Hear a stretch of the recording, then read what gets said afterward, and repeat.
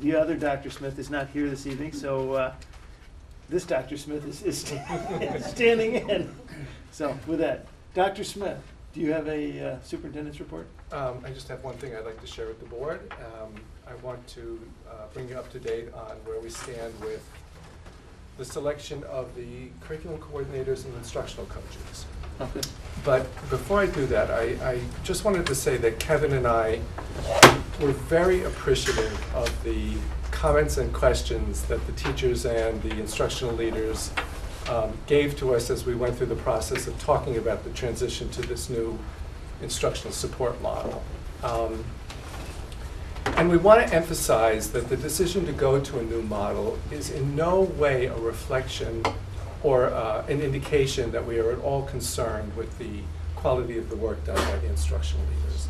In fact, we feel we owe a debt of gratitude to the instructional leaders. They have provided an incredible level of support to their colleagues, to their departments, to their schools, while they've been fulfilling full-time teaching responsibilities. The fact of the matter is, the decision to move to a new model was made because we recognize that teachers are facing some very complex instructional challenges now. And those challenges require a level of job-embedded support that the IL structure simply does not support. But Kevin and I and the entire school community are deeply grateful to the instructional leaders for their service to this district. And it's my expectation that the new coaches and coordinators will simply build upon the strong foundation that the instructional leaders laid for them. So I wanted to thank all of you. And with that, I hope you'll join me in congratulating the following teachers who have been selected to serve as coordinators and coaches. Gina Dignon will be the K-8 curriculum coordinator for the humanities. Julie Wojciechowski will be the K-8 curriculum coordinator for math and science. At Miller Driscoll, Rosemary Rich, Kate Ferguson, and Jamie DeVivo will be the humanities coaches, and Laura Cannell will be the math science coach. At Cider Mill, Jennifer Felipe and Lisa Riley will be the humanities coaches, and Randy Rondano will be the math science coach. At Middlebrook, Andy Cloutier will be the humanities coach, and at the high school, Eileen Foley will be the humanities coach. I do want to note that we are still in the process of interviewing candidates for the math science coaching positions at Middlebrook and high school. And I anticipate we will have made a selection for at least one of those positions early next week. And so we're very, very excited about the opportunities this team is going to provide to our teachers. And I think it's going to make professional learning much more meaningful and effective. And so congratulations to our colleagues. Congratulations, thank you. So there are 4 left open and two. Okay, so they're joint math science. Yes. Okay. And we have one, I think, for Middlebrook soon. Okay. And we're still looking for the high school. Perfect. Thank you very much. We move on to committee reports. Anything for teaching and learning? Sure. Do you want me to? Okay. About the, Okay, I'll just. Yes, thank you. Can add something. So we've had a couple of things that go on. And they're on our agenda today, so you guys will be hearing the presentations about our new courses at the high school, as well as the new French textbooks at Middlebrook. We did that over the last 2 meetings. And we also, we're not ready to deal with the override, because we're still collecting data and refining it, but as I said, it was really great. Thank you, Chuck and Rich, it'll be interesting. I think it will just give us more insight into not only how grading works, but how students are choosing their classes. And then we also had, we had the English Language Arts Curriculum Review Committee meeting on May 11th, and then on May 20th was the Library Learning Commons meeting, which is run by Matt Heffer. And it is startling to me, and I think the fact that you're here and these rooms with K through 12 teachers, and so you have one end talking about handwriting, and the other people are talking about journalism and studying Shakespeare, I mean, it's a really big job, and I am always awestruck. And thank you, Maria Coleman, for being in my little group when we went over like reading curriculum. And I'm like, I would have failed kindergarten, and I'm pretty sure like all my children would have failed kindergarten too. I can't believe what we're asking these students to do. And Maria, fortunately, was part of my group, so she could explain to me.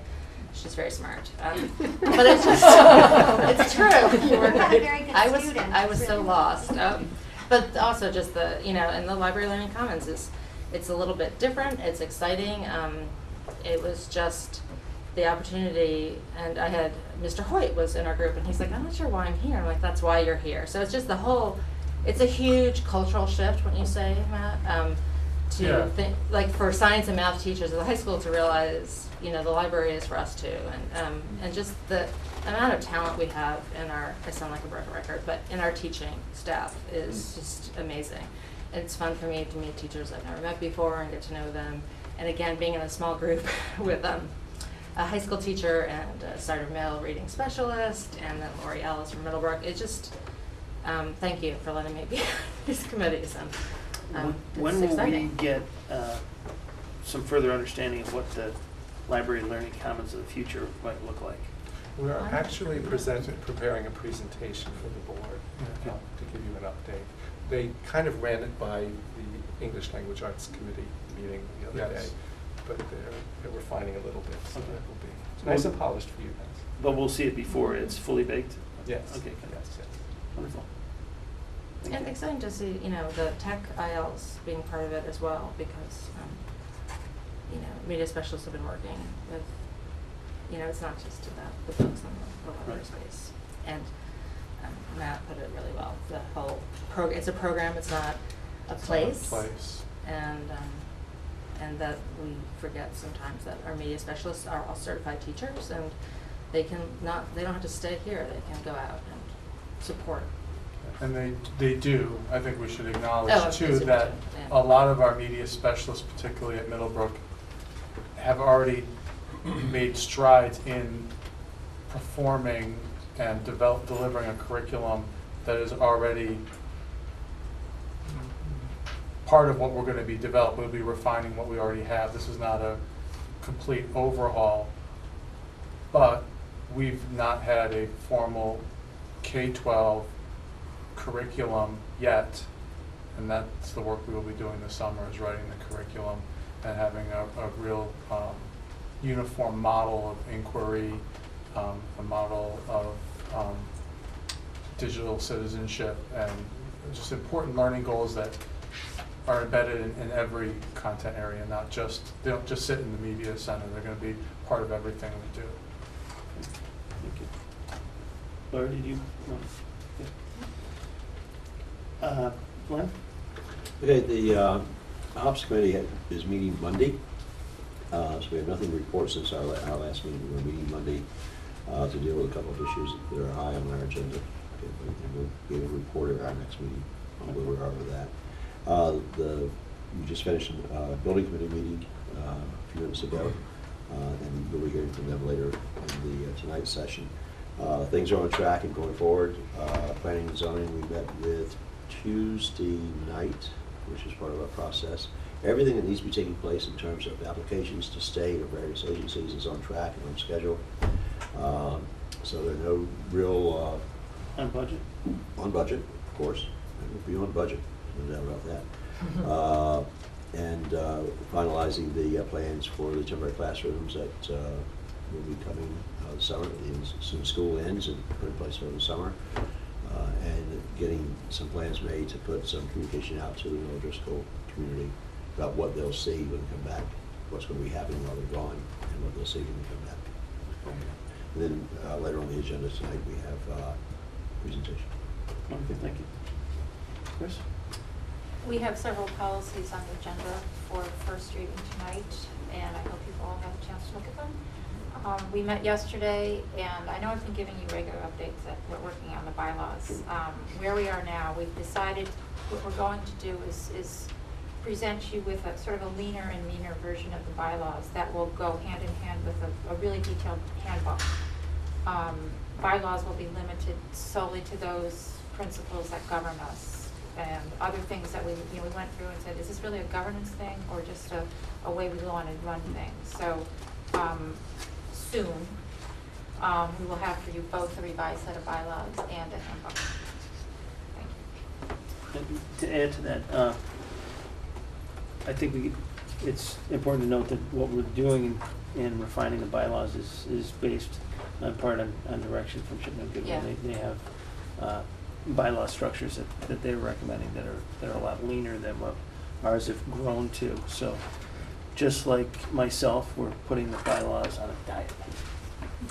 So with that, we move on to review and discuss the Wilton High School course proposals. First one up, I guess, is computer animation and game design.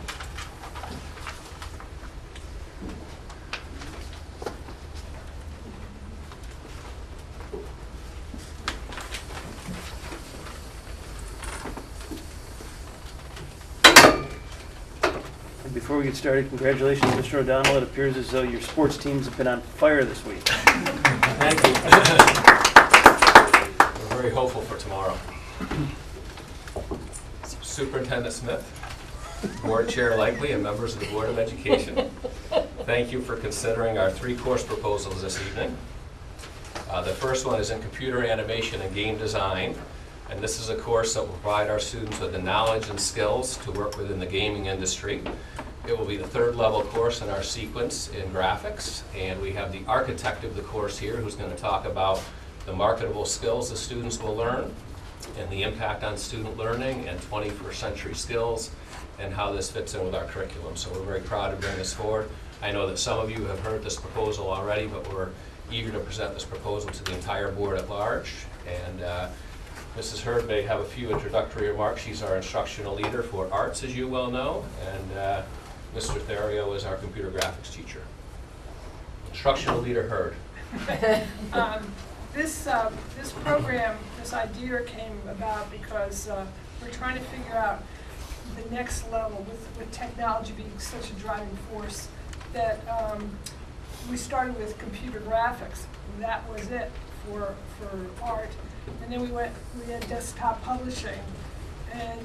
But in every other course that we offer, sequence, we have 4 levels where students would be able to advance to a higher level and be able to be challenged to take more difficult classes.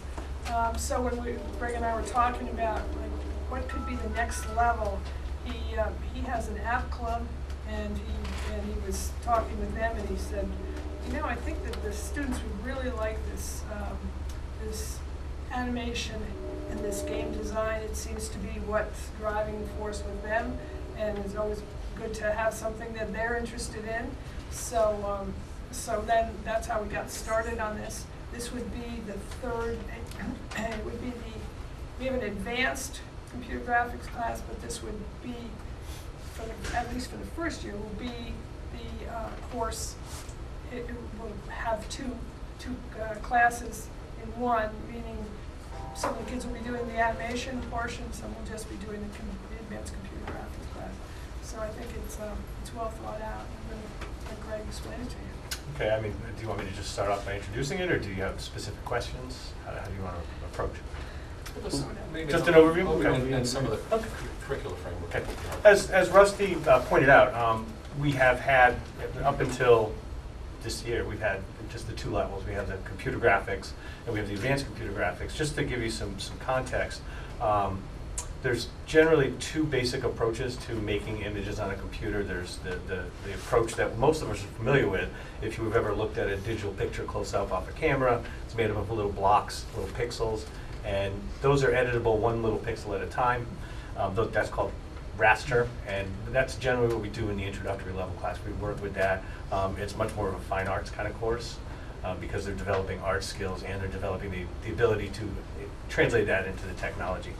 The second course is more focused on what are called vector graphics, which is a lot more fluid, a lot more manipulatable, and it gets much more complex because the skill level needed to actually work with the software and design the images becomes more intense. because of the nature of those two classes, students get to the end of the sequence right now, and they have these skills, but they've really only been able to work on the little things that we do as we learn the skills. And so this would provide now an actual place for them to really employ all these skills and make something significant, because we would spend a lot less time on developing the ability to use the software because the kids already know how to use the software. We'd spend a little less time on the basic foundational art skills because they've had those now. And this would be something where they would come in and they would essentially from the beginning of the class, it would almost be as if they were working in a game studio and they have a concept for something that they want to make a game about. It doesn't necessarily have to be limited to games because this kind of technology gets used for simulations that are used by the military and NASA. There's even companies out there that do scientific animation and for molecular biology and things like that. There's a company in Connecticut that even does that.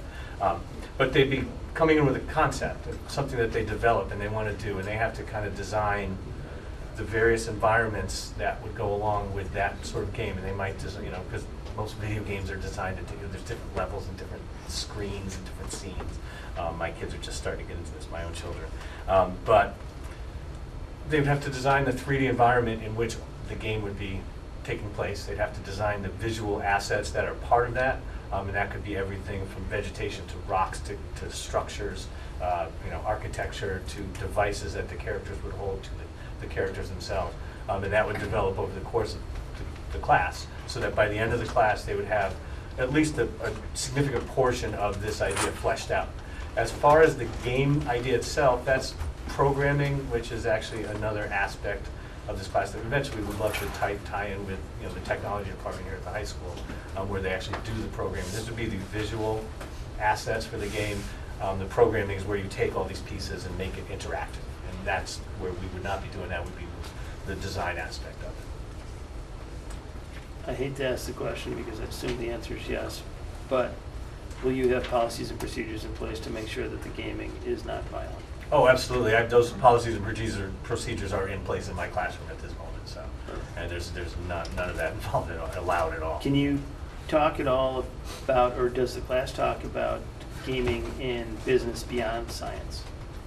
I think this class would. I haven't in my existing classes, but I think absolutely because this is that level of course. I think that we would spend some time talking about career fields and paths that they might take to actually enter this world. And I'm fortunate I have, in addition to some professional connections and networking that I've made with people in the area and trying to get students in touch with intern possibilities. I also have friends who have actually gone in this direction. They started off with me as an art major in college, and they're now designing nationally recognized video games. So I plan on using them as resources at some point through the semester. So the first two classes would be taken as freshman, sophomore? And then Ideally, this- yeah. So this would be a junior level class? Yeah, I anticipate it being mostly juniors and seniors, just the way the kids' schedules really work out as they Are we go through anticipating this. down the road that there might be something follow-on to this? It's always a possibility. I mean, there is a fourth level of all the other classes in our department. This would be the third of this, so. What would the These are first- semester courses. And these are They could- semester-long They could courses, begin the so. sequence later. Okay. It could be freshmen that begin in video one, or it could be students that begin in the junior year and take the course. Right. And I mean, there are students who take, right now, there's students who take level one in the fall and then they take level two in the spring. So it's possible to actually fit them in 1 year, but, more often than not, it's scattered, spread What out is over the the fourth year. level? No, there isn't one right now. Oh, I'm sorry. This would be the third Okay. This is only a semester. semester-long course at half a credit. Virtual reality. You never know, Free time. we didn't, when we started computer graphics, Who knew? way back, Right. Exactly. this wasn't even on the horizon, so, we're trying to stay up with the times or plan for the future for our students, so I think it's important that we see where this goes. Well, and that, yeah, I We mean, stopped here. this evolved out of necessity almost, because, and that's the thing, is it's not really, we're not saying, we never really came up and said, well, we need a third class because all the other class, but this is, we see this now as a necessity, so we kind of have to have a third class because there's more demand for this, especially in this particular area that we've seen, and so it just kind of seems natural to go this direction.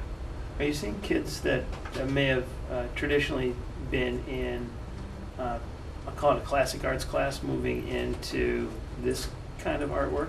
Oh, absolutely. Yeah, I And- mean, there's a student who just won the, was it the Women's Club Award for art? And she's in the advanced placement portfolio. She won the big scholarship by the Women's Club. And she's, at the beginning of the year, started off as a traditional artist. She started working in my classroom with some of the cohort in AP portfolio.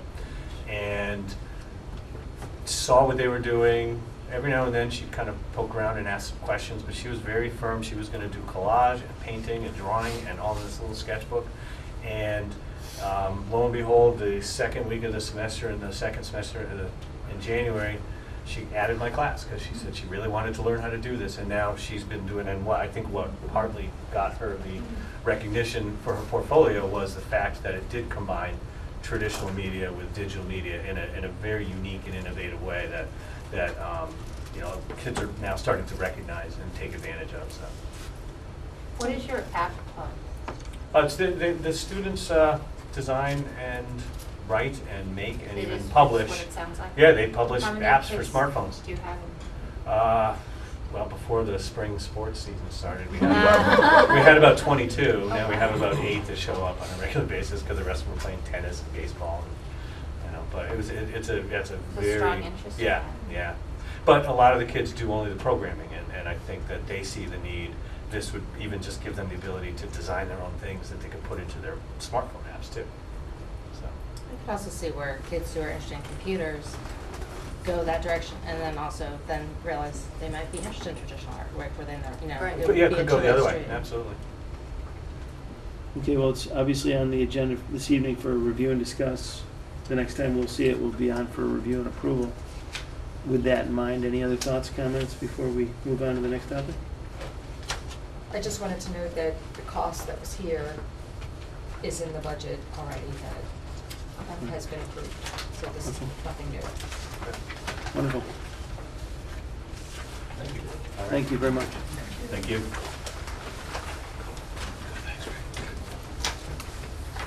Lothario's daughter is in a performance tonight, so he's on his way to watch his young daughter. Oh, wonderful. Hopefully we get you out of here early enough. Very excited. Thank you very much.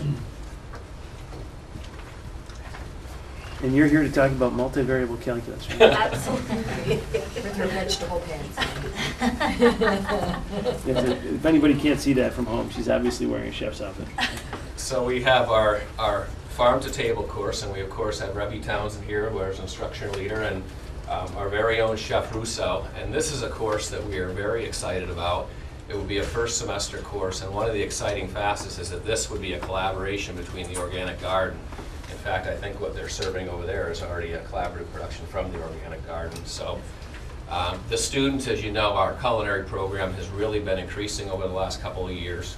We have culinary 1 and 2, and this would be an opportunity for our students to work under the directorship of Chef Russo and really turn this into something that I think is resonating throughout society right now: sustainable living and going green and learning about the environment, healthy foods and healthy living. So we're excited about it, and instructional leader Townsend, I think, has a few comments, and then Chef Russo will tell us a little more in depth about the course. Rebby? Thank you for listening to us this evening. Bob said everything that I was going to say, but I think that it's fine. I think that we live in a time where this is very much on everybody's mind about your eating well, and we have such a great opportunity with the organic garden down the down the hall to use that facility in the fall to produce a lot of really great things in the culinary class. I also think that it's a great way to teach the students how to use this fresh produce and fresh food, where a lot of people tend to shy away from that, thinking it's more work, it's more trouble to use. And I think that just by them learning that, it passes on a good message to them. Plus, it gives us another opportunity to meet our standards and competencies for the Carl Perkins Grant, which we need to keep. So that was very helpful. That's one. Ditto. Okay, first to start, we over here, we brought in a plate of crostinis, and we did a date paste, and we topped it with roasted carrots and radishes and arugula from the garden. So the carrots, arugula, and radish came from the organic garden this morning, and was made, so I'd love for you to try that on your way out. So that's Yeah, what I'm I- looking So we're talking about this right now. Keep talking. Right, so in, sync with what everyone else has said, I think it's such a great resource to use the garden. It's something that from, I think, the day I was hired and found out we had it, it was a mission of mine. And, the mission now seems like it's coming to fruition. So what we want to do is take the kids and actually have them almost map out what we can, what we should, and what we could do with the resources that we have available. So it's not going to stop with what we already have in existence, because we can tweak this from year to year based on the timing of our crops. So myself and Chef Marshall have been working in the organic garden. Ideally would be 2 days a week, but at best it might be once a week to get a lay of the land, out of respect for Jim Hunter and all the work that he's put into it, to harvest, because we're going to go in there with our kids and we're going to harvest. We're not just handing them the ingredients like you would find it in the grocery store. They're actually going to work the gardens with us and harvest, and then we're going to use it. And if we can use it fresh, we will. And if we have to pickle it, can it, dehydrate it, freeze it, we'll do that as well. All the way around, so. We'll implement this into Way to encourage people to farm come to to fork Reading. or farm to table.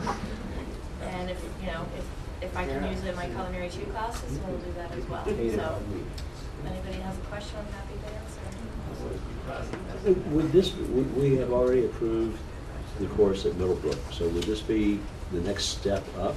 It would, and I would A actually. continuation of that course then, or? Yes, and I would love to spend some time with Heather Priest and find out what Right. she's doing and I what think we're it would be doing, critical so if we we're can gonna do this, continue to so- build the curriculum. Yeah, it's got to be something that's going to be a continuum from Middlebrook right into the high school. I think it's agree critical that- 100%.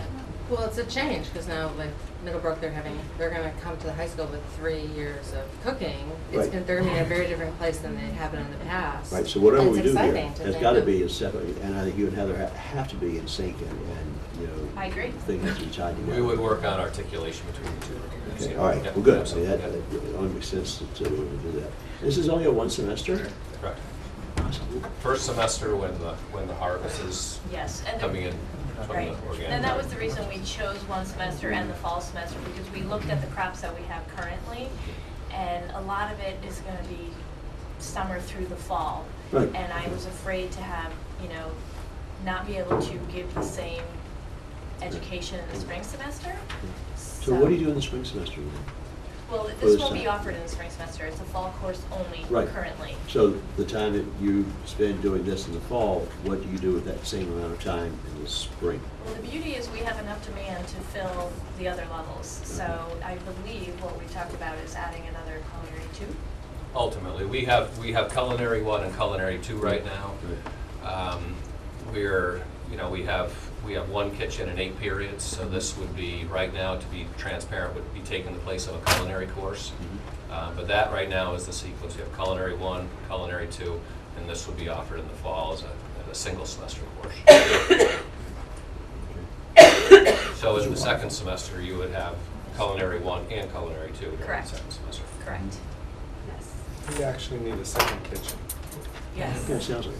I think we do, and we need to keep adding culinary classes, so you'll always bring food to our meetings. That was delicious, thank you. Very You good. should pop down and see us in action. It's amazing what we can do with Yes, this. the cupcake wars, or I do get nervous when you say you need a second kitchen, because there's obviously a cost associated with that. So that makes me nervous. Well, we'll try to alleviate your concerns.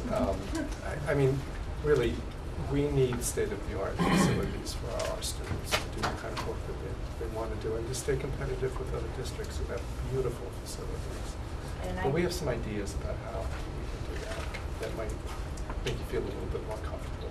I think that Dr. Smith, I think the whole administration is, they're thinking, they're always cost numbers, because we're talking about new courses being developed and new facilities that go along with them, and new supplies. It's exciting. Yes, to them. right. But they've already thought about it. That's neat. They don't need the board to. I just get nervous, you know, budget's a budget, so I worry about it. That's wonderful. Other questions, comments? Okay. Yeah. It'll be on I the think it's agenda great. for review and approve next time around. Thank you very much. Thank you, everybody. Thank you. Nice treat, it was delicious. Yeah. Thank you.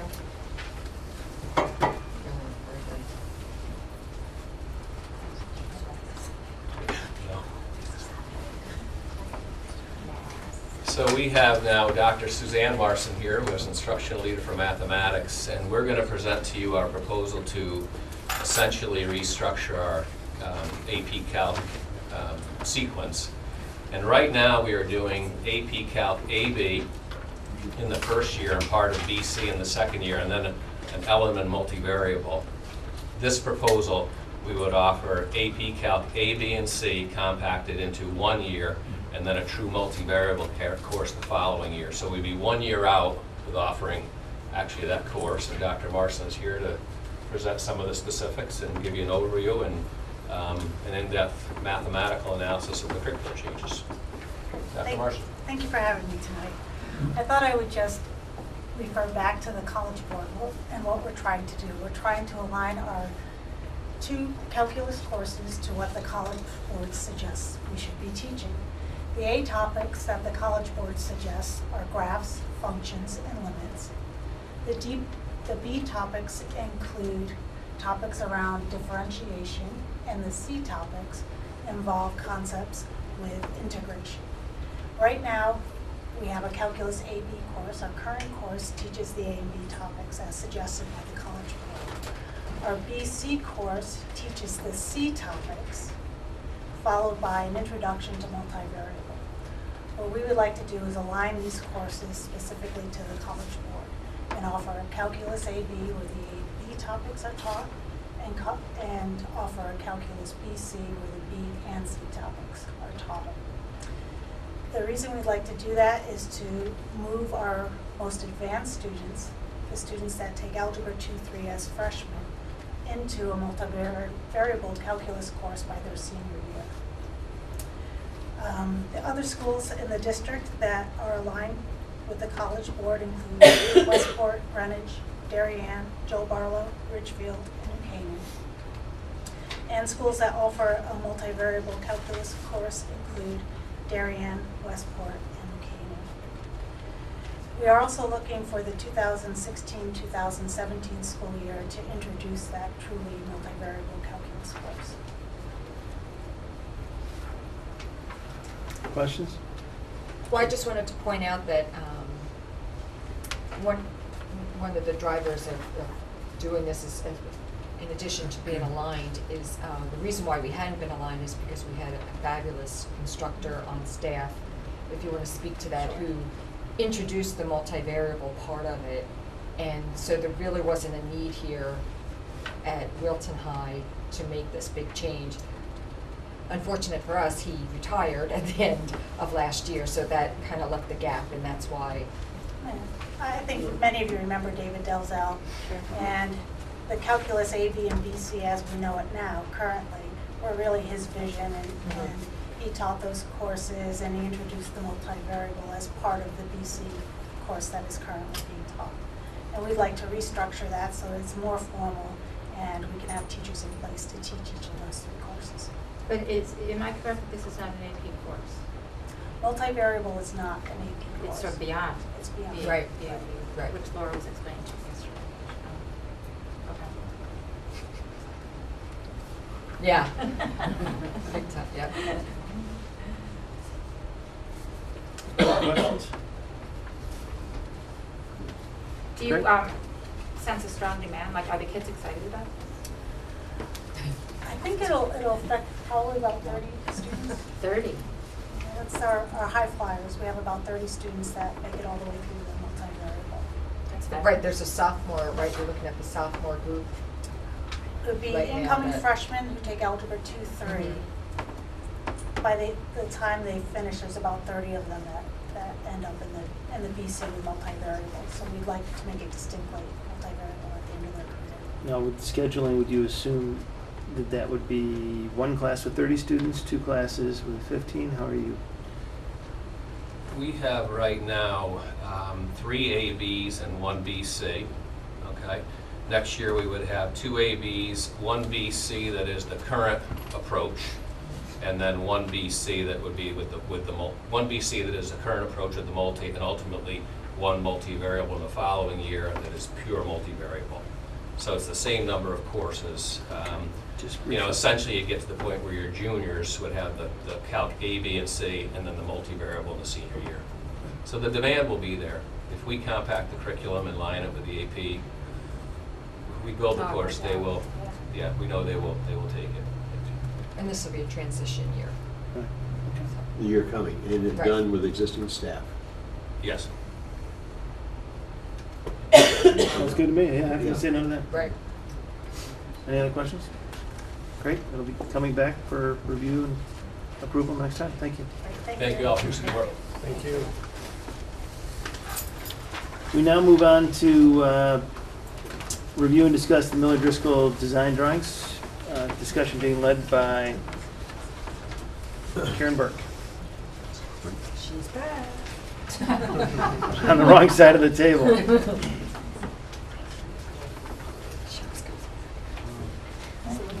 Well, thank you for having us tonight. I'm Karen Burke. I'm the Vice Chair of the Miller Driscoll Building Committee. We previously shared with you some conceptual drawings of the project, and the design work is now virtually complete. So we are excited tonight to share with you some of the design renderings. And I just want to point out that the scope of the reflected in the drawings you're going to see tonight is virtually identical to the scope of the construction of the conceptual drawings that you've previously seen. So with that, I'd like to introduce Randall Luthor, who is the senior architect on the project from Taisu Kim Partners, and Ty Trialis from Turner Construction, our construction manager. Well, good evening. I think it was about a year ago when last I was here and we were bringing you up to speed with where we were and kind of the conceptual plans. And as Karen has indicated, the concept has remained intact. And what I'll do is take you through where we are today and also point out what has changed to the extent that there have been some changes from what we showed you last time. The goal will be to get you just familiar, and then we will be coming back shortly with the completed construction documents. And at that time, we will need the board to approve them so that we can go to the state for sign-off before we can go out to bid. However, the first piece of the puzzle, I want to just update you on where we stand in the construction process. Actually, the last time I was before you was with Ty, and it was to get approval to move ahead with the temporary portable classrooms that would enable the rest of the construction process. So with that, I'm going to ask Ty to just bring you up to speed on where we stand with that.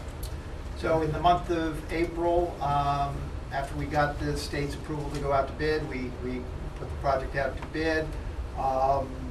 Thought initially we'd have 4 different companies bidding on it. There were a couple from out of state that dropped out, so we ended up actually with 2 bids. One from a company called Modular Space Corporation, another Triumph.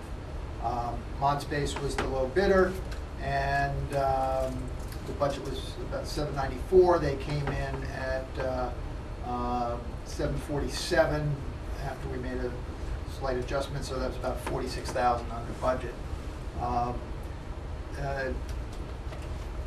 Taisu Kim had prepared the floor plan.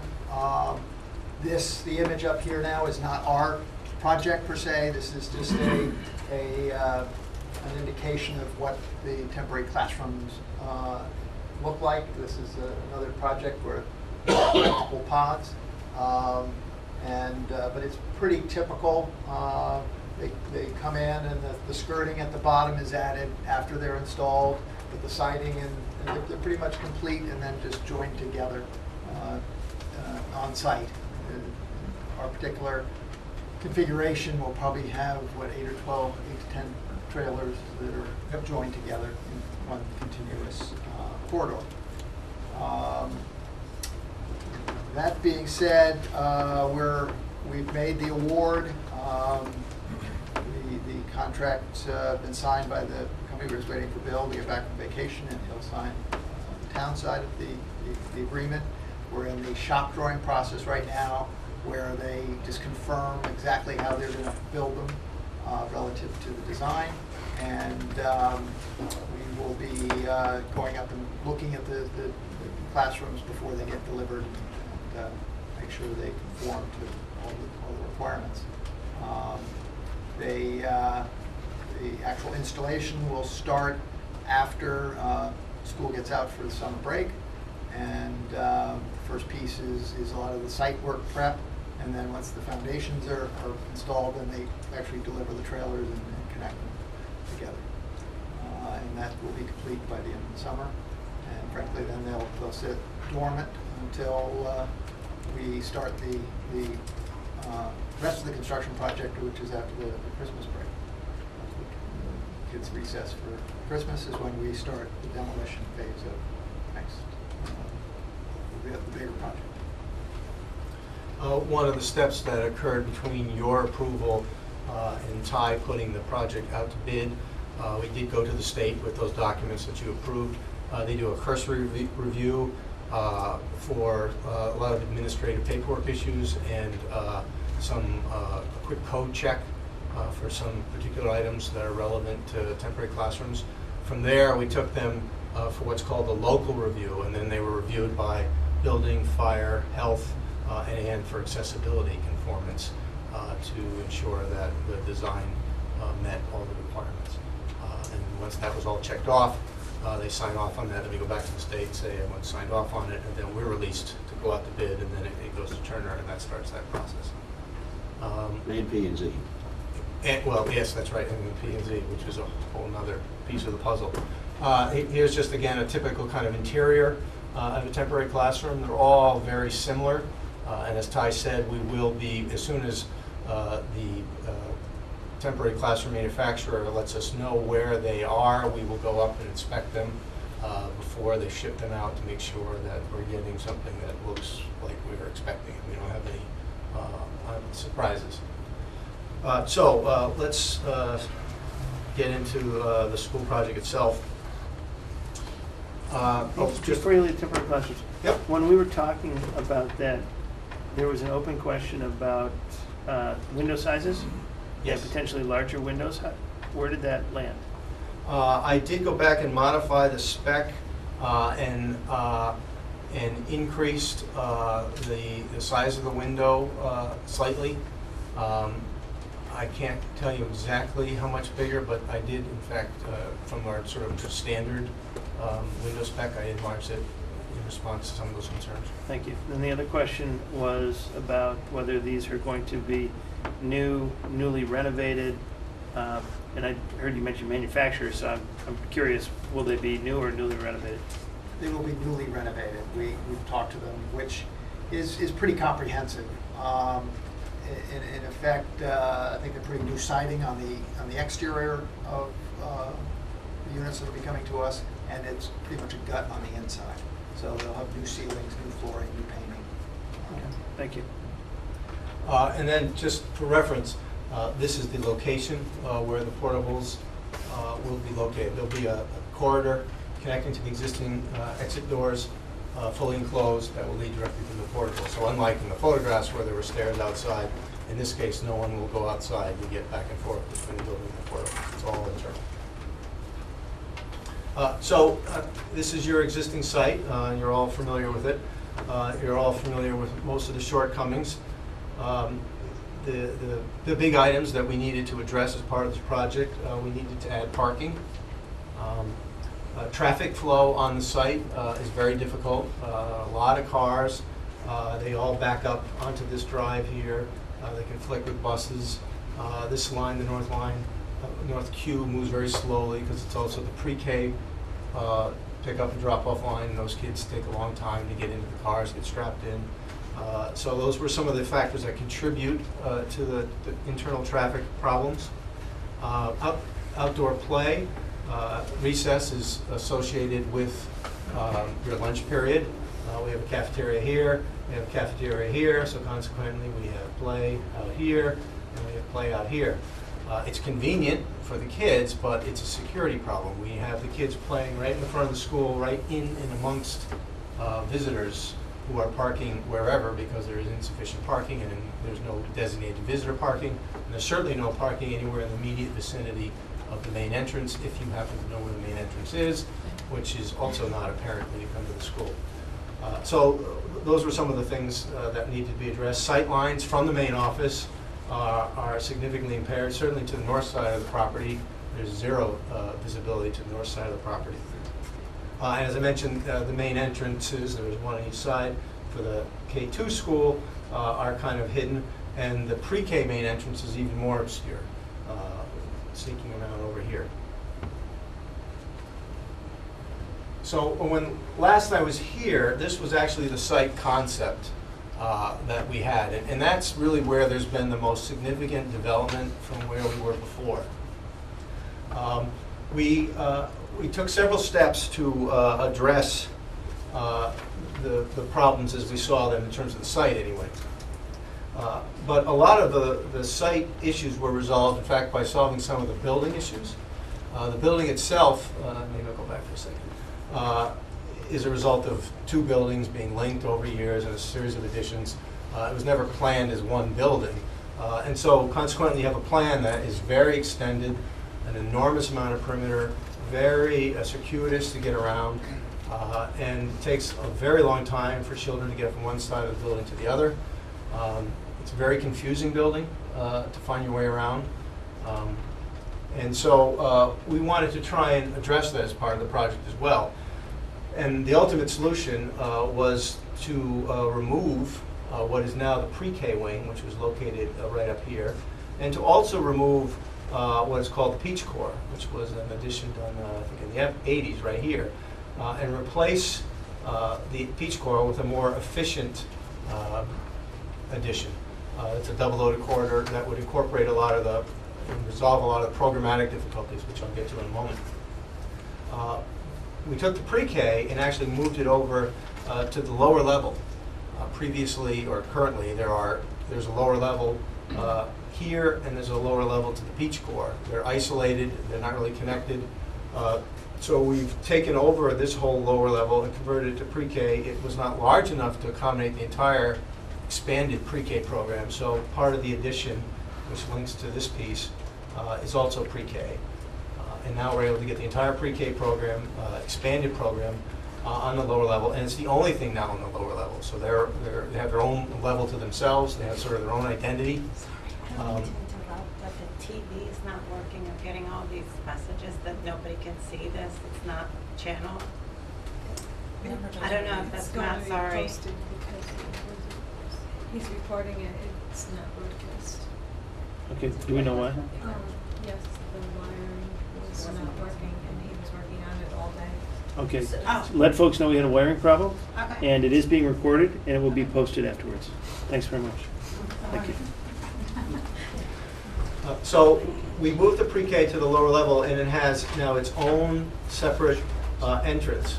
At the time, when this concept was put forward, we thought, well, let's also provide our own separate entrance drive off of Wolf Pit, and that's where the cars can queue. And so we kind of moved ahead with that concept. We also, when we removed this piece of the pre-K, that became the perfect spot for visitor parking, because now we can add spaces there, and it's immediately adjacent to the current administration area. So we solved a couple of problems that way. So this is kind of where we were. We also, by moving the pre-K here, that takes a lot of cars out of this loop. That allows this loop to move quicker. Let's see, any other? Oh, we also, in this new addition, we have a combined cafeteria now. We took the two separate cafeterias, moved them to one spot. So we're able to get the play to the back of the building and use the building as a buffer between the public now and the children. So they're in the rear of the property and kept away from visitors. So this seemed like at the time it was thought was a pretty reasonable solution, but there were some shortcomings to this, and they became more apparent as we developed it. One was we were continuing to queue cars in the parking area, so that as cars are lined up here, if you're in these parking spots, you can't get out. So that's a problem. We also discovered that we had a problem with this entrance drive. In particular, there are sightline issues from here up over the crest of the hill. We had conversations with the State Traffic Commission that started to make that apparent that there was going to be some issues associated with that. The other piece of it is when we got into more depth in terms of the queuing and parking requirements for the pre-K, queuing in particular, we were not confident that we could queue the pre-K cars and fit them within this drive. And the difficulty here is if they don't fit, then they start backing out onto Wolf Pit, which would be a real problem. So that was another concern. And then the last one was there's this parking lot down here, which is entered, it's one way, and you kind of enter from this side and come around. And what that does is it prevents you from queuing more buses. And it also mixes now cars with buses, which is not a desirable situation. So there were some problems with that, and what we did is took another look at it. And so what you have now is what the current site plan is. And I can just kind of tick off some of the things that changed. The first one was the play area got larger as we sat down with the administration and kind of talked through the lunchways and the numbers of kids and how it would be used. It was clear that what we were showing before wasn't large enough, so we provided a much larger and expanded play area. You also see now the Wolf Pit connection is gone, and we're keeping the existing curb cuts. And now the pre-K loop feeds off of this new reconfigured parking area. So we can still queue the same number of cars, in fact more cars than we were able to here. We were able to get a longer queue length. And to the extent that we get more cars that are than anticipated, we still have opportunities for them to queue as they currently do into the parking. That's not desirable, but we also don't currently expect them to queue back that far at this time. But if it does happen, there's a sort of a contingency plan. The other thing that we've done is created a completely isolated north drop-off loop, which is longer than the previous one, which again was through the parking. And it allows cars to queue here and not cause congestion in the parking area itself, so people can get in and out while these cars are queued up. And now we have a much longer, much more extended area to queue cars before they start backing up onto this drive. The other thing that we did is we eliminated this connection here between this parking area and the bus loop, so that now I can queue buses much further along and they're able to get through in fewer bus waves if that works with their scheduling. We're also putting a gate here, which does not currently exist, so that people who come in on the south loop come out and they must go back out through here rather than come in through where that bus loop is again. So again, we have the opportunity to queue buses and keep cars and buses much more isolated than they were before. So we have more capacity to queue cars on the site. We have more capacity to queue more buses, and we've clarified the circulation between cars and buses. And we've expanded the play area and relocated it again to the back for a much more secure location. What I neglected to mention, we also have a separate pre-K play area here. This is sort of a hollow. It's down the lower, again at the lower level, so it's kind of in a sheltered area, and it has direct access right from the pre-K, and it's completely fenced off. So that's really what has evolved and changed in the site from where we were. And as I said, that's really been where the big developments have occurred from the original kind of concepts. Randall, can I just ask, how many parking spaces have you added? We have 199. I don't know how many that means that we added. I can't recall what the existing count is. Okay. And there's some confusion in the existing count, whether some spaces are being used that aren't striped, and so the existing count's somewhat of an amorphous number, but I want to say we've added almost 50 spaces. Right. Yeah. So we had that concept that we presented before, and it solved all the programmatic issues that we wanted to solve. But was missing, at least from my point of view as an architect, was kind of the spark, the thing that makes it an elementary school, that makes it kind of fun. And so one of the things that I started playing with, I ran across a picture, actually, it was that picture right there of the kid on something unrelated. And I started thinking about K2 kids and how, they take construction paper and, maybe they fold it and, they do all kinds of wonderful art projects. And I thought, well, what if this kind of idea of a folded piece of paper is a way for us to take what is a very large building and it becomes maybe a wayfinding idea. And we take, say, the colors of the rainbow. And in fact, they kind of do that now. They color code the pods. And so it's an internal idea that they have of color coding different areas. But it's not reflected on the outside of the building. And I thought, well, maybe we can use that to generate an image for the building that's a lot more playful. It talks about elementary school kids, and then also helps with the building program. So what we have here is the plan that you've pretty much seen for a long time now. We have the new addition in the back, which is here, which, as I said, has a central cafeteria with 2 separate dining spaces. We don't have one huge cafeteria for this age group, so we have 2 small ones. We have art and music. So we have sort of, and then there's the library, which remains, administration. So we've really tried to concentrate all the core spaces, the common spaces in the middle. So again, the travel distance is limited. So you're here, everyone only kind of goes half the length of the building at any one time. The exception, of course, is the PE, which is staying where it is. But one of the things that's happening with PE, which is an improvement, is because we're taking this cafeteria and moving it back here, we're able to pick up some additional space. And we're able to create now a multi-purpose room, which will serve both for PE, and we're providing a small platform at the edge, so they'll have kind of a more formal kind of performance space that can be used in a variety of ways, which is something they don't really have right now. So let me get back to the color concept. So we've taken the pods, which currently all have some form of skylighting, and we're going to use the colors of the rainbow to color code each of those pods. Now, at the same time I was playing around with this idea, there were some other groups in town, and for that matter, the building committee, that were concerned about skylights. There are a lot of skylights. They do wonderful things in terms of bringing daylight into the middle of the building. But John Murphy will tell you as well, they also do wonderful things for providing opportunities for water to get in.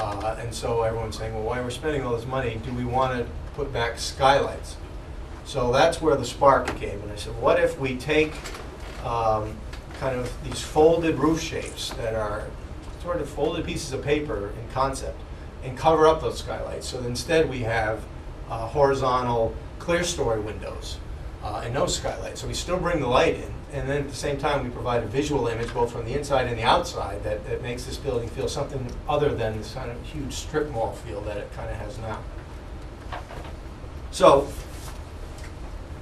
here you have the elevations, and you can kind of see what I'm referring to. Unfortunately, it's such a long building, it's hard to show an elevation, but this is the east elevation, which is actually kind of the back. So over here, it actually feels a little bit better over here because you have a little 2-story section. But in general, and here's the front of your school, if you imagine these gone, which is your current situation, it's just this long 1-story building that really goes forever. Now instead, we're going to have these wonderful pop-ups. Kites wasn't my term, actually. Someone on the committee said, well, they look like kites. I thought, well, that's perfect. They do look like kites. So we have these kites now that are all colored, and so that when you come to the school, Johnny, Mom, I'm in the purple kite. And you can drive up, I can see my kite, I know where I am. I have a home, there's a place I can identify with. And I think it's a much more fun and sort of wonderful feeling for the kids. It's not as intimidating, it's not a huge school, that's my school, I'm the purple one, I'm the green one. And so we've used that and it's a wayfinding on the inside as well. So it helps bring the scale down, it solves a technical problem, and it starts making the building a lot more interesting. The other things that we've done is, you have that metal skirt that runs all the way around. And at first we saw that as real liability in terms of design. And then we decided to actually turn it into an asset. And instead we've taken it now and we're kind of running it up, or running it down, or making it tall, or making it short, and it becomes this wonderful piece that we're playing with. So particularly in the back, where it's one story here, and then it pops up and becomes a mechanical equipment screen for zoning, make them happy. Then it drops way down and becomes this vertical, series of tall vertical pieces for the art and music area. And then it becomes the roof. It folds over and becomes the roof of the pre-K area. So we get a lot of mileage out of the tools that we have with the current building. So taking that paper idea, we had the original canopy, which we had last time, was just a flat canopy at the main entrance. But as the site plan developed, we had that parking lot in this view to the left. They came in at an angle. So we said, well, what if we take this big piece of paper and we fold it up so that people who are coming, they see it pop up towards them. And then you have people who are parking over in the south lot who will be coming along the sidewalk, so we'll just bend it up and we'll fold it for them. And so a very simple idea about fold a piece of paper becomes the front entrance canopy. You can see we have a little raised planter area in here for people to sit and wait. We have our flagpole. There's the new single main entrance rather than the two on the sides. And then we have the crosswalk from the visitor parking, and this actually is the pickup and drop-off route that you see right here. Yep. As I look at that canopy, it appears to me that water would drain back onto the roof of the school. So explain how water would drain and Yep. how Yes. snow collection on that too. So if you Yeah. can speak to the... Sure. You are right. It hangs over, just barely over the edge of the existing roof where the current gutters are. And we were replacing the gutters and sizing the gutters to take the rain and snow from this roof in addition to the existing roof. So you have the existing roof that pitches this way, the new roof pitches there. They both dump into a common gutter, which is outside the building. That's one of the few places where that's good as well. We don't have to worry about bringing the water inside. Snow in general, this is essentially, this is actually a good way to see it. This part of it is essentially flattish. Oh, I see. So the snow will just stay there, and it'll just slowly drip off as it melts. So there won't be any snow dumping off that other roof. But that's. But for rain protection, I would have to be standing under the flat part of that canopy to be protected from the rain, though, right? Only if it's a driving rain. I mean, it does kick up, but if the rain's coming down, you're still covered. If the wind's blowing, then yeah, you're correct, you would get wet. But then, you get wet anyway if the wind's blowing pretty good. I'm very appreciative of the fact that the building committee is showing that they're listening to the town and making the adjustments relative to the skylights. I think was a well thought out move. Yeah, and it's wonderful when things suddenly several problems solve themselves the same way, and that's when it gets to be fun to be an architect. So again, here's the pre-K side, and again, it's just sort of this folded piece of paper that becomes the main entrance for the pre-K. There, although it's a two-story section, we're bringing the roof down, making it feel a little smaller in scale. We have visitor parking.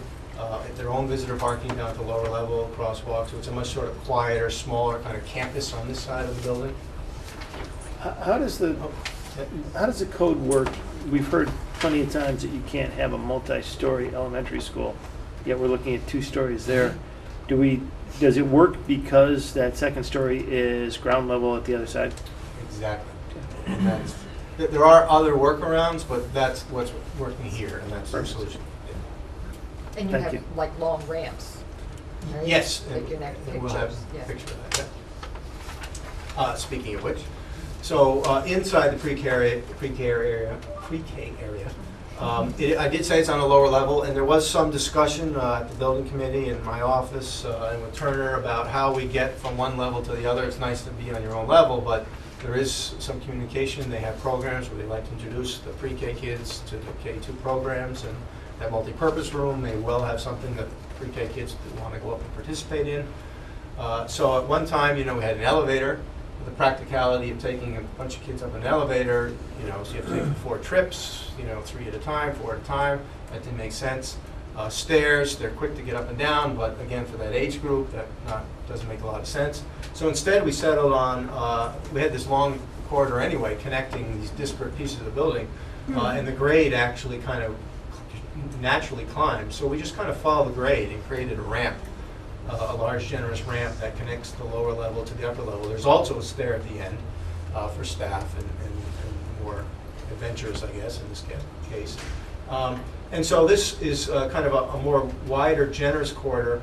There's a multi-purpose room for the pre-K area right here. And the idea is that this corridor space really becomes a breakout area, an extension of that multi-purpose room, so that if you're in there and playing and kids are riding tricycles, they can also come out here and they can use this space as part of their play area, particularly when the weather's bad and they need to kind of blow off some steam. We provided some benches along the way, again, for staff to kind of sit and keep an eye on the kids and make it feel kind of warmer and more fun. This also is sort of outside the color concept, and so we're really trying to look to combine all the colors in this wing. And so you can begin to see that idea here with the colors of the rainbow as banners. Will there be any elevator in the facility? No. Here's the courtyard. And again, this hasn't changed significantly. There is a grade change in that courtyard of a couple of feet, and this turns out to be a wonderful asset. In fact, it's being used as an asset now, and they've created, I think it was a Boy Scout group or something, or an Eagle Scout project that created the current kind of amphitheater. It's wood. Since it's wood, it's been out there a while, it's a little bit tired. There's some accessibility issues with the current layout. We're going to be reconfiguring that as a result of this new addition. And we're going to use this 2-foot grade change to build a new little amphitheater on the south end, along with kind of a water feature right adjacent to it. And then we'll have a ramp that will take you up to the upper level. So the south end is more the performance and I guess I want to say instructional area, although it's all kind of going to be instructional to one extent. And then at the north end, the intent is to have a raised plant bed for each class in the school. Not a big one, so they can all go out though and have their little 3x3 section to plant arugula or whatever. Here you can see the new addition, and again, we took that skirt idea here. The skirt got tall, popped up, and we've angled it out to cover the windows. These are west-facing windows. Sun control's a problem here. The skirt provides the shading for the windows, so that we don't have to pull the shades all the day, and then the advantage of windows. Here's a view inside that new addition corridor. And again, the same kind of idea of this folded paper. We've taken the ceiling and we've just kind of folded it and again colored it like folded paper on the ceiling. The corridors. In this section of the building, we're sort of in between the blue pod and the red pod. And we're still working a little bit on the color, fine-tuning the color concept. But so those two colors would kind of be combined at this point. Lockers are in the corridors, and then when we get to the cafeteria area, we widened it to provide extra room for kids to kind of navigate and queue and line up inside. And then a typical classroom. We've begun laying out furniture primarily to do two things: to test the budget, that would make sure that the monies we have allocated in soft costs for FF&E are going to be adequate. Good news is they look fine.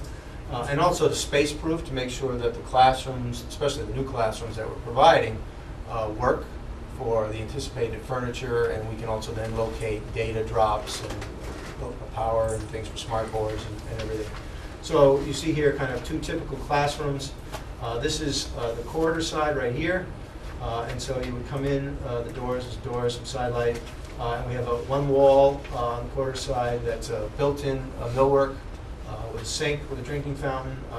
We've talked to staff, and they prefer open shelving below, and then they put Tupperware containers and store all kinds of things in there. We have closed wall cabinets up above.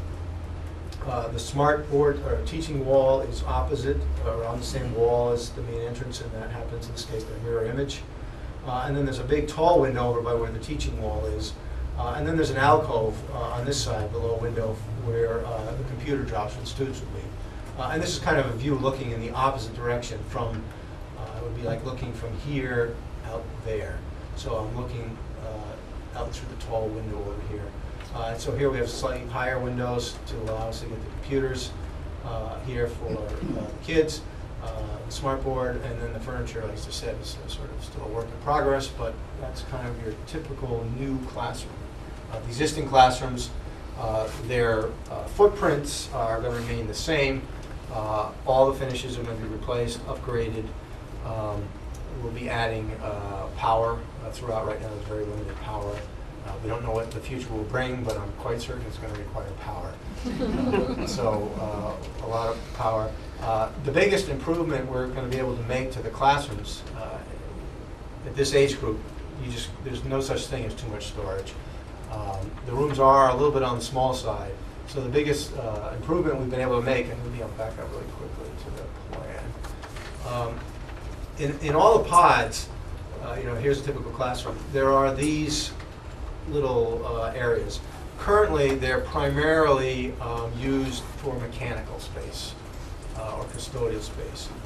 As a result of the new mechanical system, we no longer require those B mechanical rooms. So we are able to recapture that space in all the pods so that every classroom now, or virtually every existing classroom, will have a storage closet available to them. So that will go a long way, and it's close. I mean, there's central storage now in the building. It's on the lower level. It's just too far to be of much use to teachers. So we're going to be able to get a lot of the stuff, hopefully, out of the rooms and into those spaces. So that will help with the clutter in the existing classrooms. So I think that's where we are today with design. Are there any questions? Comments? I had one last question. When the new proposed site only has the 2 entrances on Wolf Pit, Yes. so you've done away with that third one. Correct. But I thought at the time, the reason for that third one is because it created an emergency access to the back of the building. Well, They'll still have that. yeah.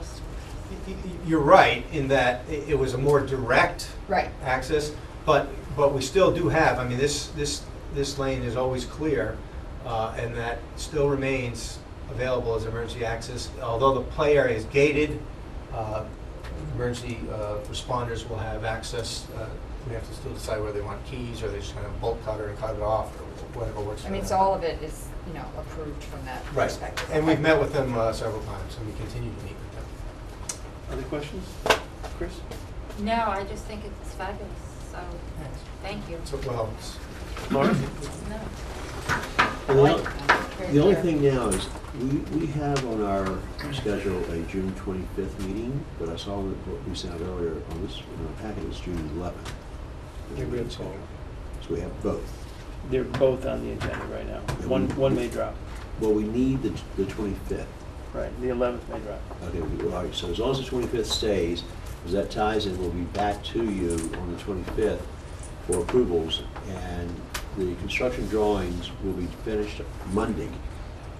They have to then go to Ty, they have to then go to the state, and that whole approval process begins, and it will take the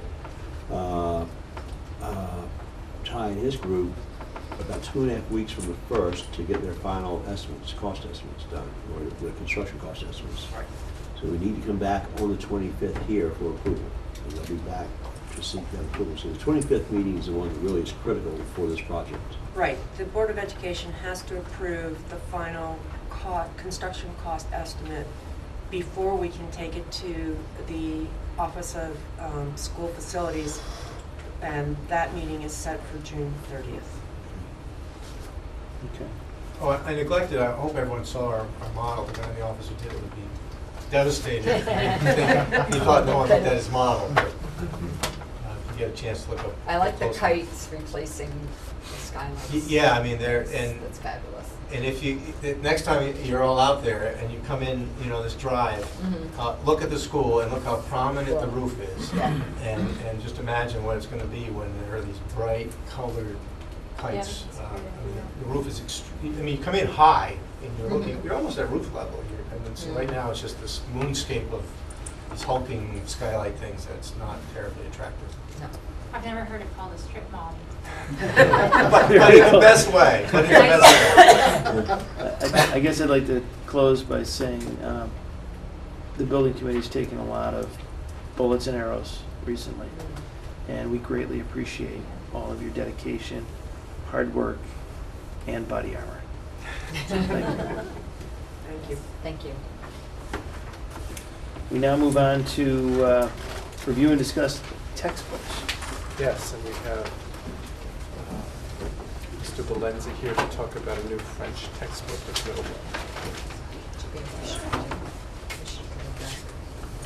should have had it earlier on the agenda. You guys been sitting here. Yeah, should have kept it all.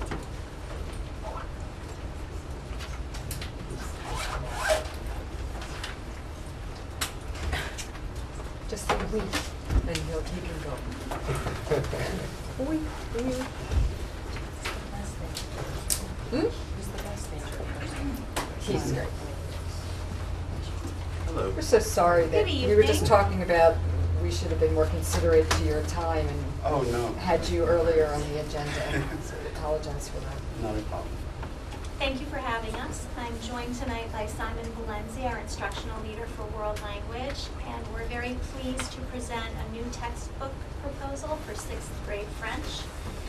It reflects careful research, and if approved, it will be the first of a 3-year phase-in for our French program. It will allow students to transition into the textbook and move along with it rather than having an abrupt change midstream at Middlebrook. It will also allow us to manage the associated curriculum work that comes with a new textbook so that each summer we can work on each grade level. And it allows us to upgrade the program with minimal impact on the budget. So at this time, I'm going to pass off to Mr. Valenzi, who's going to talk to you about the specific textbook. Okay, thank you. I was actually trying to come up with some very enticing French lines, opening lines, so here it is. Merci beaucoup de m'avoir ce soir. Je suis très content d'être ici. Je vais vous parler un peu du livre qu'on voudrait acheter pour Middlebrook. So thank you for having me tonight. And I want to take a few minutes to talk about the new textbook that we want to buy for Middlebrook. So the first reason why we really want to have this textbook is because the one we've been using, Allez-Viens, we've had since before some of my kids, not my own kids, I don't have kids, but my 8th graders before they were born. So we've been using this textbook since 2000.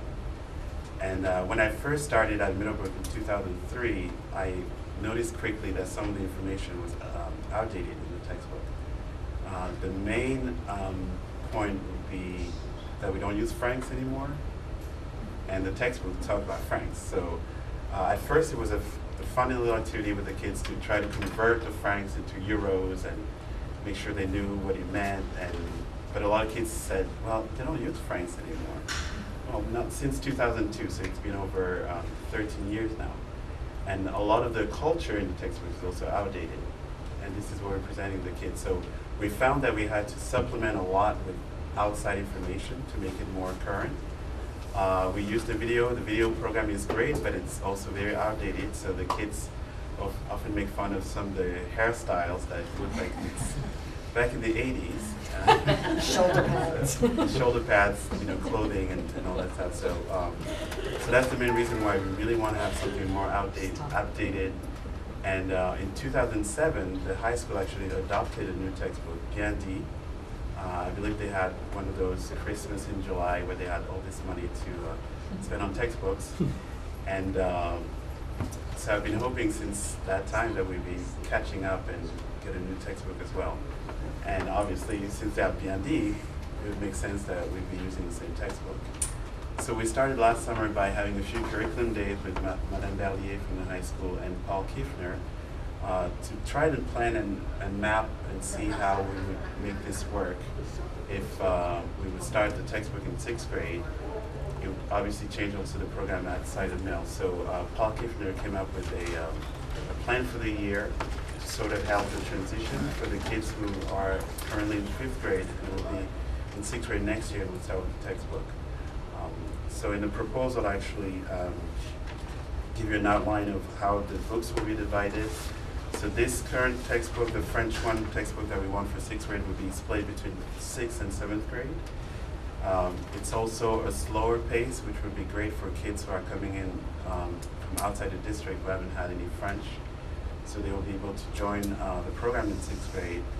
But if the latter part of this textbook for 7th grade is also very interesting because it's challenging for the kids where, for instance, one example that I was looking at earlier, if they ask the kids to sketch a house when they're learning about the different rooms in the house, they also try to call upon some of prior knowledge that the kids have. So they would say, sketch a house, label it with the new words that you learn about the different rooms, and then talk about who lives in the house.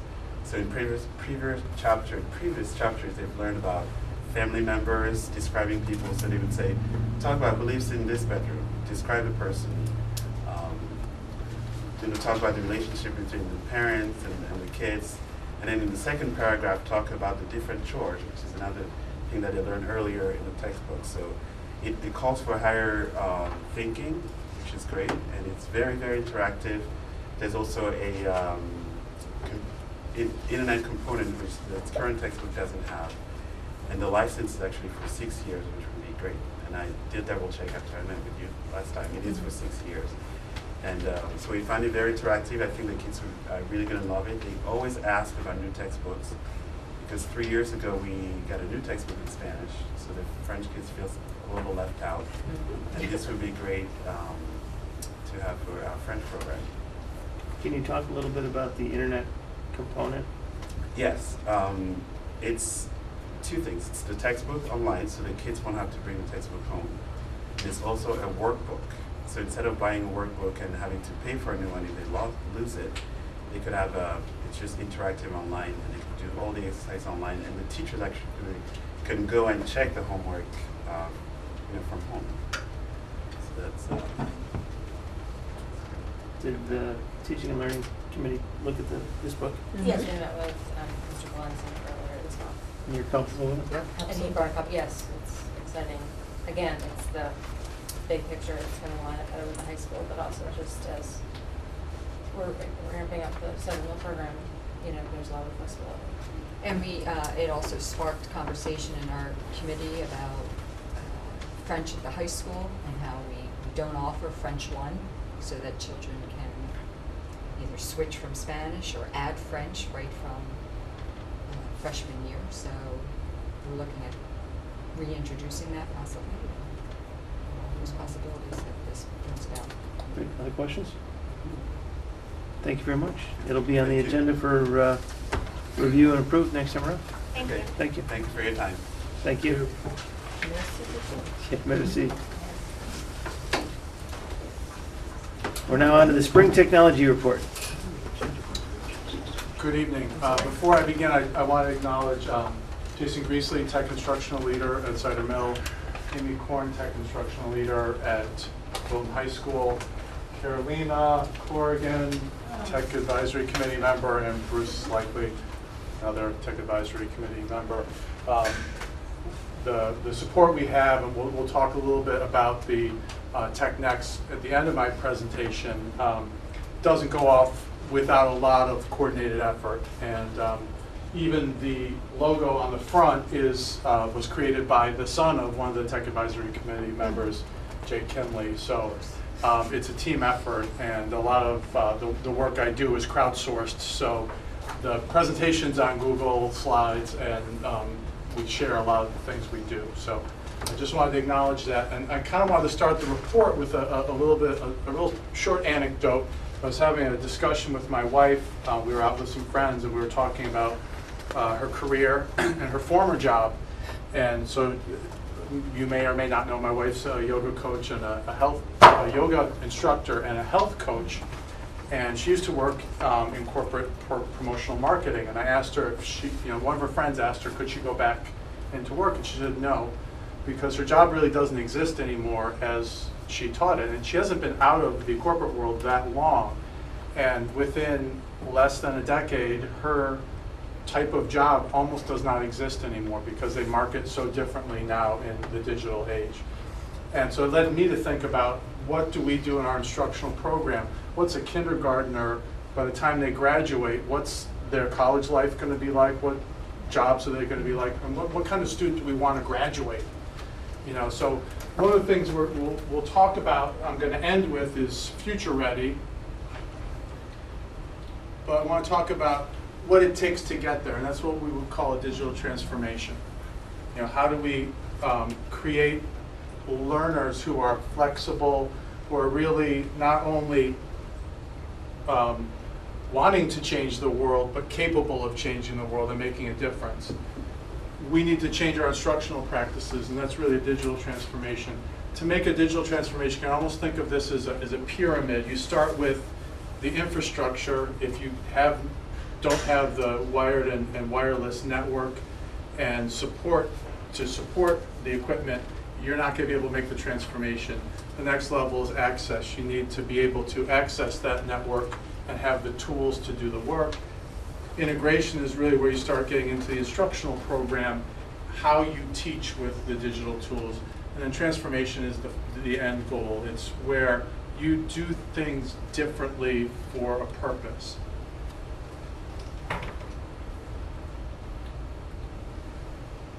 So as you read in the report, we've this year made strides on working on improving our infrastructure and support. We've also budgeted for next year for major improvements to our infrastructure. One of the bigger areas that we worked on with our infrastructure budget was ubiquitous Wi-Fi usage at Cider Mill. You saw in the report the data of, if you build it, they come. And it's also leading some, I wish Dr. Mitchell was here, we're starting to have to think about changing our student handbooks and our policies about BYOD. So it's leading to some really interesting discussions and where we kind of need to go as a district forward thinking.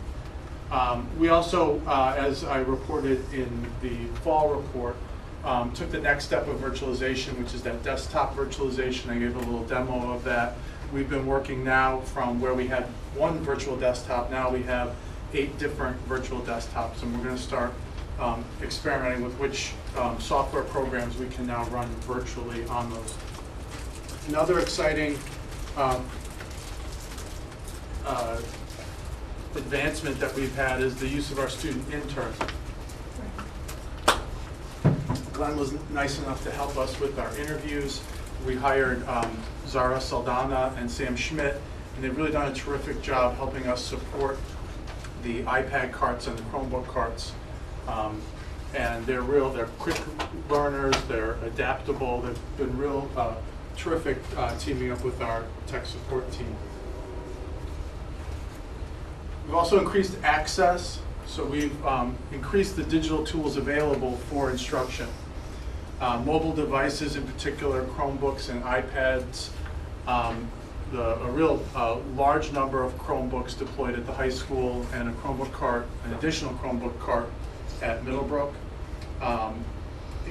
They were really in constant use. If you look at if you went to Middlebrook, you had to sign that out. I mean, Maria will tell you, you had to sign it out weeks in advance to get it, months in advance in some cases, which is a happy problem and a frustrating. I think we need to continue to move forward. We need to supply more. We also expanded on what we had budgeted for. We had budgeted for Google Apps to just add for Middlebrook. We decided to go for the entire district. It's really been a real positive effort, and you will see later on what that has led to. And I wish Cheryl were here because I really acknowledge that she really made access a priority at Millard Driscoll. I'm going to show you what access does for a school. At Millard Driscoll, they added a second computer lab that's flexibly scheduled so teachers can sign out when they need more time with their students. And she also had a fixed schedule for the iPad cart to ensure that every student got that opportunity those weeks when they didn't have a fixed scheduled day in the computer lab, they got the iPad carts. So I'm going to show you what access does for a school, because sometimes showing is better than listening to me talk. So here is access at Miller Driscoll.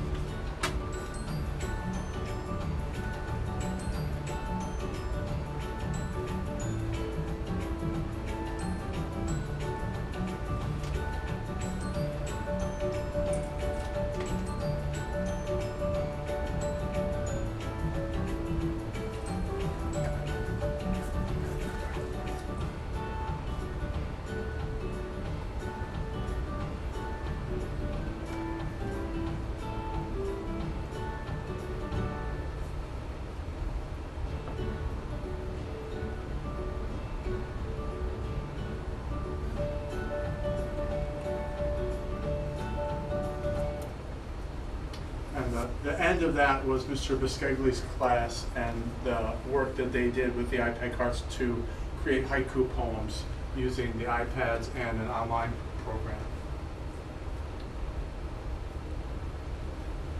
In terms of integration, two real highlights of the work we've done this year are the Library Learning Commons program, which we talked a little bit about at the beginning of the board meeting.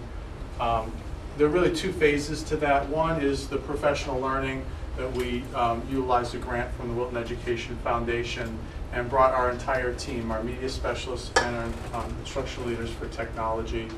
Coupled with that is the curriculum work that we've been doing with our steering committee and in separate meetings also, preparing for the curriculum writing this summer.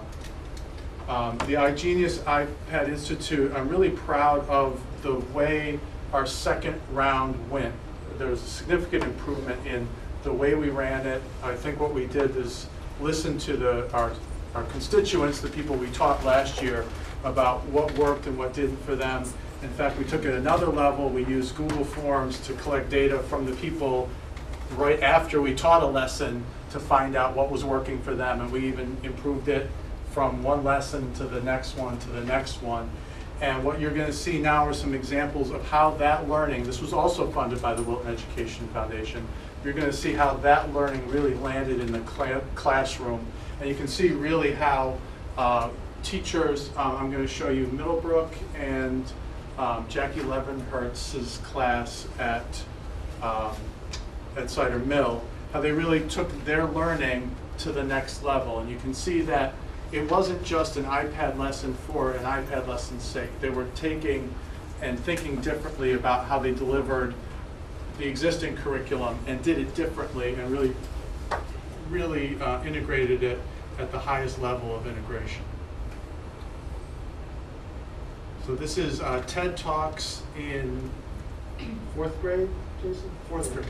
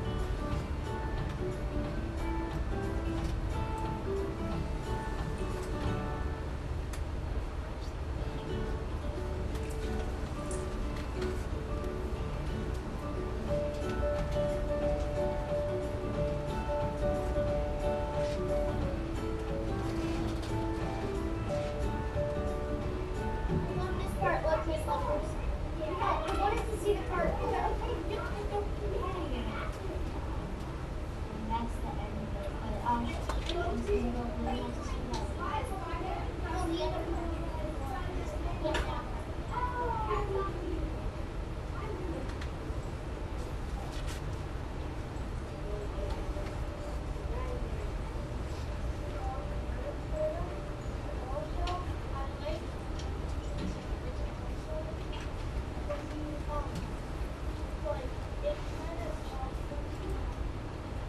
what you see there at the end is going from draft to performance and critiquing each other. You see so many different elements there of research, connection to the language arts, nonfiction units, personalized learning, students learning about their own interests, and learning performances and learning what happens. And you saw several different technologies. You saw desktop computers, smart boards, iPads, online programs, all integrated into one unit.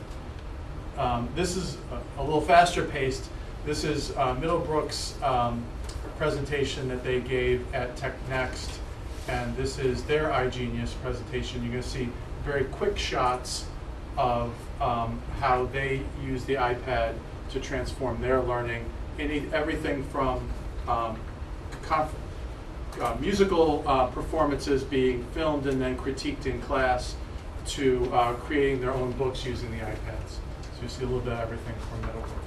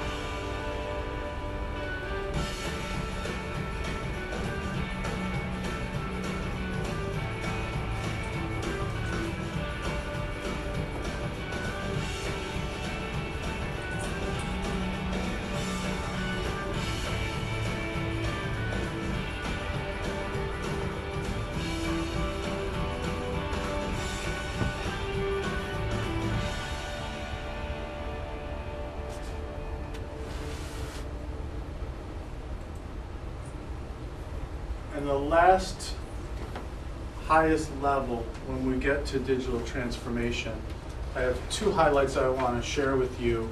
One is the high school science curriculum. They're both high school, but not limited to. I saw plenty of transformation at Middlebrook and Cider Mill as well. But what you're going to see is a real synergy of different applications and the science curriculum in particular. There are a number of courses that the science have really digitally transformed, that you can't teach the course the old way, the way they teach it.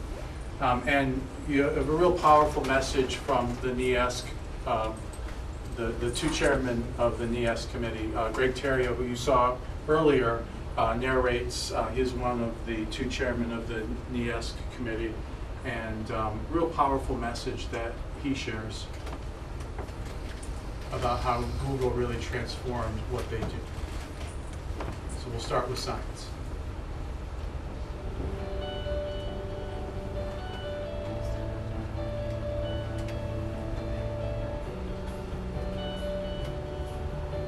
Now what you're seeing there is a high school student doing a field study, and they use QR codes to collect data. So they scan it with the iPad,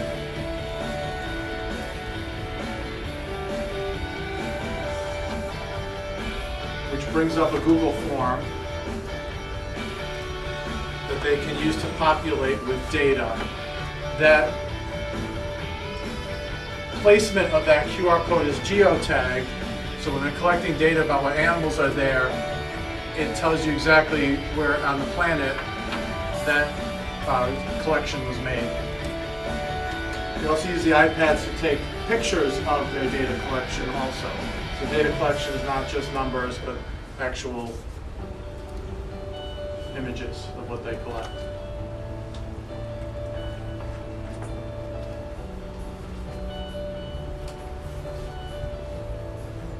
They've used the QR codes to scan for assessments, so students can take assessments on their own devices or school-owned devices using the Google platform and the QR code scanner.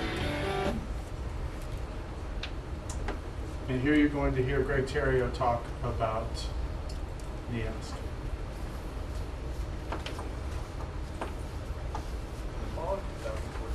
High School began the process of preparing for our upcoming accreditation visit of the New England Association of Schools and Colleges scheduled for May 2016. During the initial phase of this process, the entire school Can you turn that up a little bit? comprehensive, reflective, and collaborative self-study through which faculty members and administrators examine all aspects of the school according to 7 guiding standards for accreditation.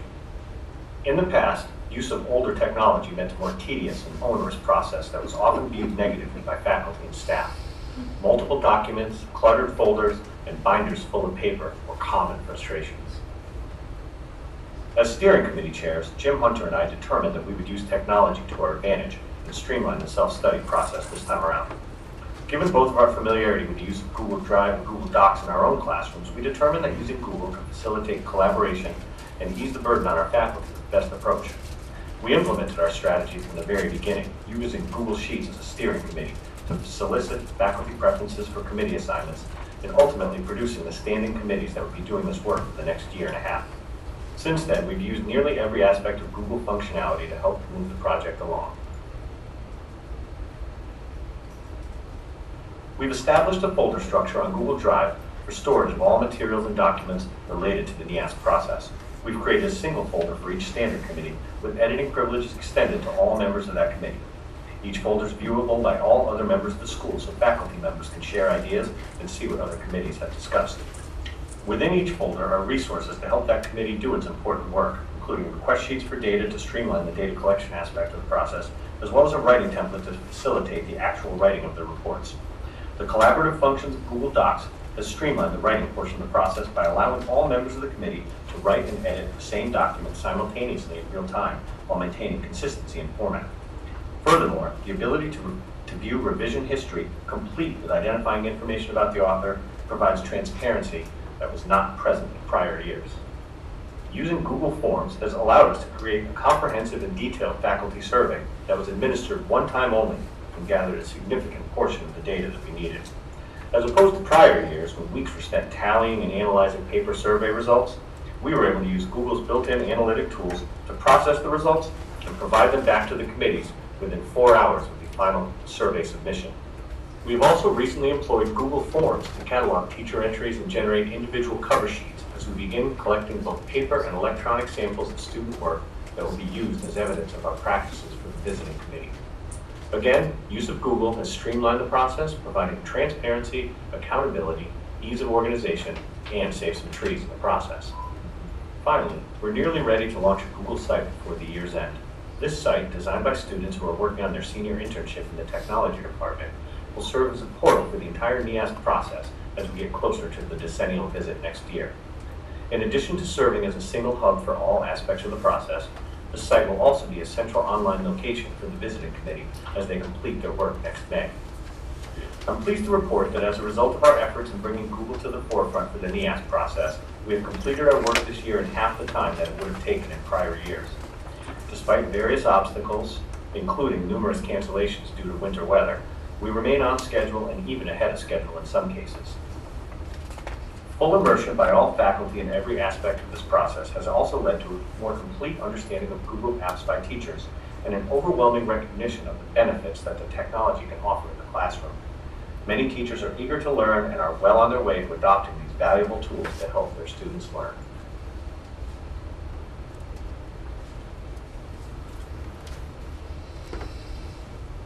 So in addition to where we are, there's a lot of excitement about what's coming. We've secured grants for really transforming the use of digital